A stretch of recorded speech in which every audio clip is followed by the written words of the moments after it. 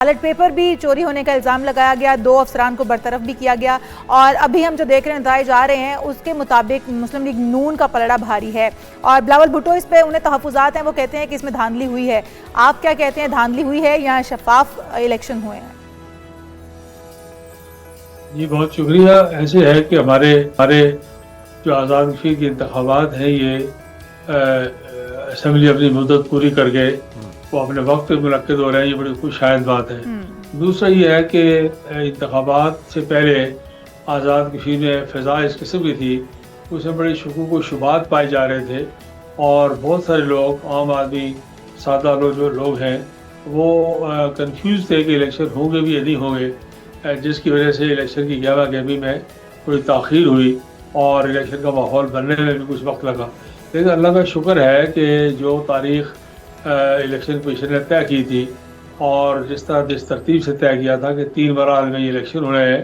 تو پہلے مرحلے میں کل گزشتہ روز مظفر آباد ڈویژن، میرپور ڈویژن کی 13 نشستوں پر انتخابات ہوئے ہیں۔ ٹرن آؤٹ بھی بڑا مناسب ہے۔ دھاندلی کے الزامات تھوڑے بہت، تو ہمارا معاشرہ ایسا ہے،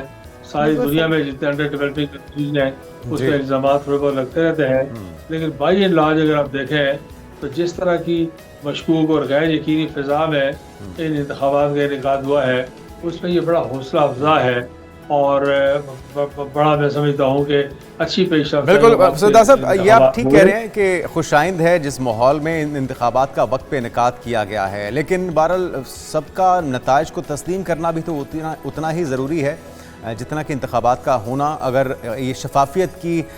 ایک فضا قائم نہیں ہوگی تو پھر شکوک و شبہات مزید بڑھیں گے۔ آپ کی طرف دوبارہ آتے ہیں چودھری سجاد صاحب، آپ کس طرح سے دیکھتے ہیں گراؤنڈ پہ؟ آپ دیکھتے رہے، تمام حالات کو مانیٹر بھی کرتے رہے، یہ جو الزامات لگ رہے ہیں خاص طور پہ چیئرمین پیپلز پارٹی کی طرف سے، وہ متنازع قرار دے رہے ہیں انتخابات کو، آپ کو لگا کہ کسی طرف جانبداری ہے، لیول پلینگ فیلڈ نہیں مل رہا، یا دھاندلی ہو رہی ہے، کسی کو سپورٹ کیا جا رہا ہے اور کسی کے خلاف ہو رہا ہے معاملہ؟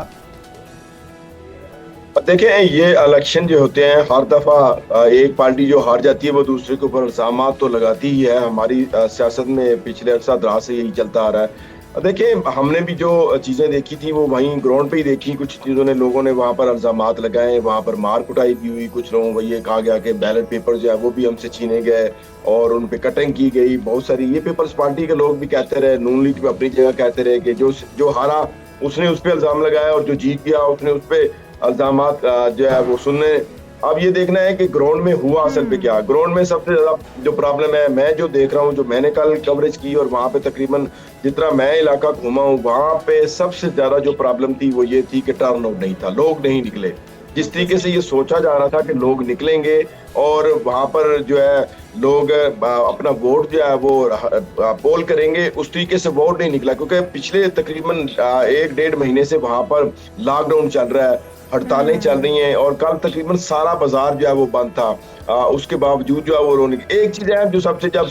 شام کو جب رزلٹ اناؤنسمنٹ کا وقت ہوا تو اس وقت جو جتنے، میں آپ کو پہلے یہی بات بتا رہا تھا کہ ایک پوائنٹ پہ اوپر تقریباً 458 ووٹ ٹوٹل تھے اور 100 ووٹ جو ہے وہ ٹوٹل پول کیا گیا، اور سب سے زیادہ وہاں پر تو صرف رزلٹ سننے کے لیے کھڑے ہوئے تھے، اور انہوں نے ہمیں اپنے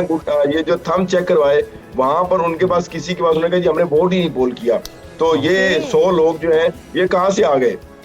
بالکل صحیح۔ تو اس کا مطلب ہے جو دھاندلی کے الزامات لگائے جا رہے ہیں وہ حقیقت پر مبنی ہے، اور ایسا کچھ وہاں پر ہوا ہے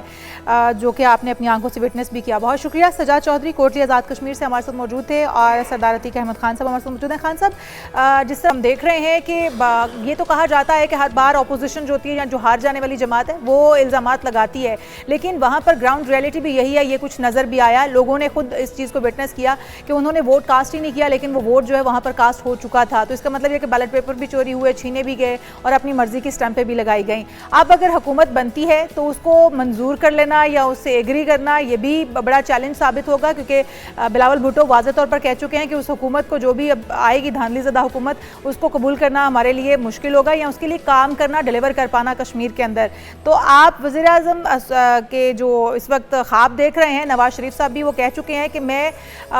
پی ایم صاحب سے کہوں گا کہ وزیر اعظم جو ہے انہیں بنا دیا جائے آزاد کشمیر کا، تو آپ سمجھتے ہیں کہ اگلے وزیر اعظم نواز شریف صاحب ہو سکتے ہیں؟ دیکھیے، جہاں تک پہلے حصے میں دھاندلی کا ذکر ہوا، मैं आपसे गुजारिश करूं कि हमारे हाउस की 45 नशिस्तें हैं स्पेशल सीट्स को छोड़ के, वो 45 नशिस्तों में से 13 नशिस्तों पर इंतखाबात हुए हैं और 13 नशिस्तों में से 2-3 नशिस्तें ऐसी हैं जिसके ऊपर एक दो पोलिंग स्टेशन के ऊपर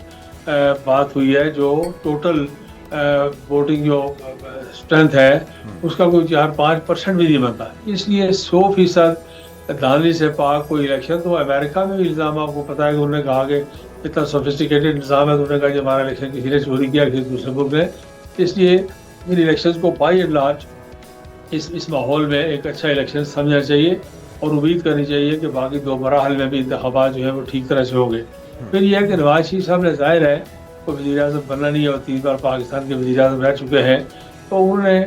मैं समझता हूँ कि उन्होंने ये बात कहकर तो आज़ाद कश्मीर की वज़ारत उज़्मा की अहमियत में इजाफा किया है और उन्होंने वज़ारत उज़्मा की आज़ाद कश्मीर की जो अहमियत है उसको कश्मीर के हवाले से और मसला कश्मीर के हवाले से और कश्मीर के कॉन्टेक्स्ट में उसको स्ट्रेंथ पहुँचाने की, मॉरल साइकोलॉजिकल स्ट्रेंथ पहुँचाने की कोशिश की है। उन्होंने आज़ाद कश्मीर का वज़ीर आज़म नहीं बनना, और वैसे भी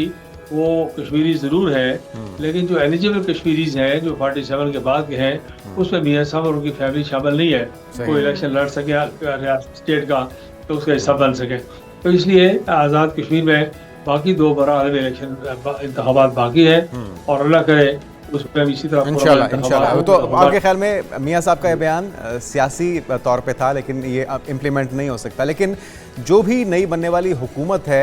या जो भी वज़ीर आज़म बनेंगे आज़ाद कश्मीर के, उनके लिए बड़े चैलेंजेस इस वक्त आप क्या देख रहे हैं और सबको साथ लेके चलना कितना ज़रूरी होगा, तमाम इकाइयों को, तमाम स्टेक होल्डर्स को? देखिए, बहुत बड़ा चैलेंज ये है कि आज़ाद कश्मीर में पिछले कुछ अरसे से एक कलम तंजीम की तरफ से जो लॉ एंड ऑर्डर की सिचुएशन पैदा करने की कोशिश की गई है, अफरा तफरी और हंगामा आराई और बदअमनी पैदा करने की कोशिश की गई है, वो एक मसला तो ये है। वैसे आमतौर पर भी आज़ाद कश्मीर चूँकि बेस कैंप है, उसकी हुकूमत का सबसे बड़ा चैलेंज ये है कि तहरीक आज़ादी कश्मीर की पुष्टपनाही करने के लिए वो क्या इक़दाम कर सकते हैं और पाकिस्तान के साथ अपनी जो वाबस्तगी है, जो अहले कश्मीर के पाकिस्तान के साथ लाजवाब रिश्ते हैं, उनमें उनको मज़ीद स्ट्रेंथन करने के लिए क्या इक़दाम कर रहे हैं। और फिर यह है कि आज़ाद कश्मीर की अपनी डेवलपमेंट है और फिर आज़ाद कश्मीर का एक बड़ी तादाद है जो कश्मीरी डायस्पोरा है, बाहर बैठा हुआ है, उनके मसले मसाइल है। तो ये 3, 4, 5 तरजीहात हैं जिसमें पहला चैलेंज आज़ाद कश्मीर की नई हुकूमत को आज़ाद कश्मीर के अंदर एक stable political parliamentary democratic system जो है उसको, और उसमें यकीनन उनकी तरजीहात में ये बात शामिल होनी चाहिए कि वो बाकी लोगों को साथ लेकर चले। पार्लियामेंट्री सिस्टम में ये स्ट्रेंथ नहीं है, असल में इसमें सलाहियत नहीं है सिरे से हमारे यहाँ कि वो एक दूसरे को लेकर चले। ये तो सारा जोड़ तोड़ का खेल है, लेकिन इसके बावजूद जहाँ दुनिया में चल रहा है वहाँ लोग एक दूसरे को साथ लेके चलते हैं और नेशनल इंटरेस्ट की बुनियाद पर जो कदर मुश्तरक है उनकी बुनियाद पर फिर लोग तालमेल पैदा करते हैं। तो मेरा यकीन है कि अगली हुकूमत जो है खुदा करे एक स्टेबल गवर्नमेंट कायम हो, मुस्तक़िल हो। इंशाल्लाह खान साहब, हम भी दुआ गो हैं।